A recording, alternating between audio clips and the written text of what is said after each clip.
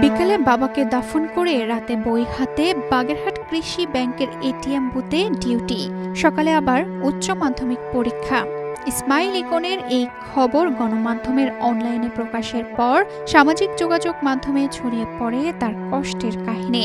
ইসমাইল ইকনের বাবাকে হারানোর শোক, অসুস্থ বড় ভাইয়ের দায়িত্ব এবং সংসারের চাপের মধ্যেও ইকনের দায়িত্ববোধ ও সংগ্রাম স্থানীয়দের কাছে প্রশংসা কুড়িয়েছে। বাবাকে দাফন সম্পূর্ণ করে নিজের দায়িত্বের কথা চিন্তা করে বুথে ডিউটিতে চলে আসেন ইকন। সারা রাত বুথে ডিউটি করে সকালে পরীক্ষা দেন তিনি। রূপায়ণ lake castle, welcome to the land of piece. আমি এবছর ইন্টার সেকেন্ড ইয়ারে পড়ছি এবং এইচএসসি ক্যান্ডিডেট, আমার পরীক্ষা চলমান। আমি আজকে ইসলামের ইতিহাস ও সংস্কৃতি বিষয়ে পরীক্ষা দিয়েছি। আমার 6টা পরীক্ষা হয়েছে এবং 7টা পরীক্ষা হয়েছে এবং 6টা পরীক্ষা বাকি। এবং আমি এর পাশাপাশি লেখাপড়ার পাশাপাশি আমি একটা চাকরি করছি। আমি কৃষি ব্যাংকের এটিএম বুথে চাকরি করি। সেখান থেকে আমি প্রতি মাসে 8,000 টাকা আয় করি। আমি একজন দরিদ্র পরিবারের সন্তান। আমার বাবা মোটরসাইকেলে ভাড়া টেনে সংসার চালাতো। তিনি গতকালকে মারা গিয়েছেন। আমাদের এখানে জানাজা হয়েছে এবং গ্রামের বাড়ি গোপালগঞ্জে গিয়ে তাকে কবর দিয়ে চলে এসেছি। ইকনের বাবার মৃত্যুর খবর জেনে ব্যাংক কর্মকর্তাদের ইকনের বাড়িতে পাঠিয়েছিলেন ম্যানেজার। আমার শাখা এটিএম বুথে কর্মরত একজন প্রহরী গত পরশুদিন সকালবেলায় ওর বাবা মারা যায়। ও নিজের থেকে আমাদেরকে এটা বলি নাই, তখন আমি জানতে পেরেছি। তখন আমার অফিস থেকে দুজন অফিসার ওর বাড়িতে পাঠিয়েছিলাম। তারা বাড়ির সকল খোঁজ খবর নিয়ে ওকে সার্বিক সহযোগিতার কথা বলে তখন জানাজা সম্পাদন করে আমরা ওর ছুটিতে থাকার কথা বলে আমার অফিসার চলে আসে এবং আমাকে জানায়।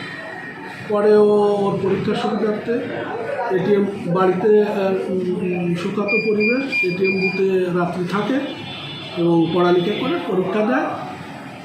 বাবাকে হারানোর শোকের মধ্যেও সে দায়িত্ববোধের পরিচয় দিয়ে পরীক্ষার প্রস্তুতি ও চাকরি চালিয়ে যাচ্ছে, যা সত্যিই প্রশংসনীয় বলে জানান কলেজের প্রিন্সিপাল। ইসমাইল ইকন আমাদের কলেজের মেধাবী শিক্ষার্থী। সে 2026 সালের এইচএসসি পরীক্ষার্থী।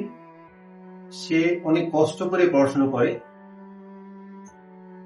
ওর আব্বা গতকাল মোটরসাইকেল অ্যাক্সিডেন্টে মারা গেছে।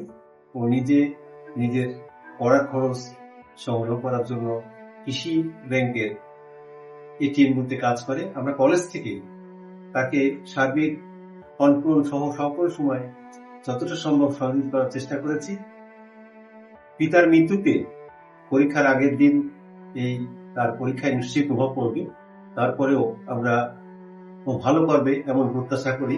স্থানীয়দের মতে বাবাকে হারানোর শোক, মানসিক ভারসাম্যহীন বড় ভাই, সংসারের দায়িত্ব এবং নিজের শিক্ষা জীবন চালিয়ে যাওয়ার অদম্য ইচ্ছা শক্তি ইকনের সংগ্রামকে অনেকের কাছে অনুপ্রেরণার উদাহরণ করে তুলছে। যে পরিবার একটা মোটরসাইকেল চালায় এদের জীবন জীবিকা চালাইতো, এই সুবাদে ছেলে দেখতো যে আব্বার ইনকাম বাধা কম, সেই জন্য আর কি ছেলেরা এটিএম বুথে চাকরি নেয়।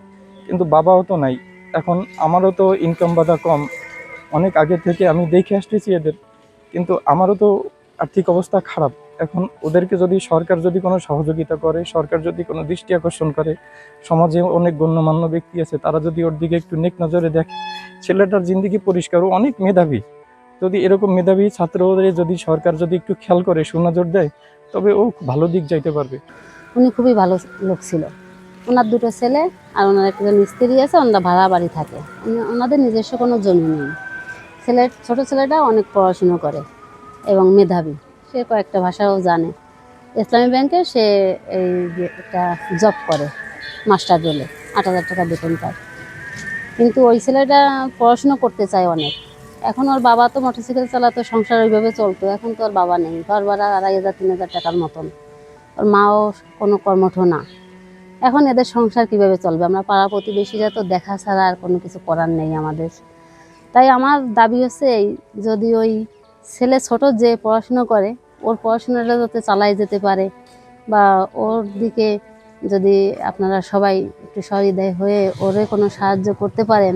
বাবাকে হারানোর শোক, অসুস্থ বড় ভাইয়ের দায়িত্ব এবং সংসারের চাপের মধ্যেও ইকনের দায়িত্ববোধ ও সংগ্রাম স্থানীয়দের কাছে প্রশংসা কুড়িয়েছে। তানজিদা রহমান, ইনায়া, বাংলাদেশ প্রতিদিন।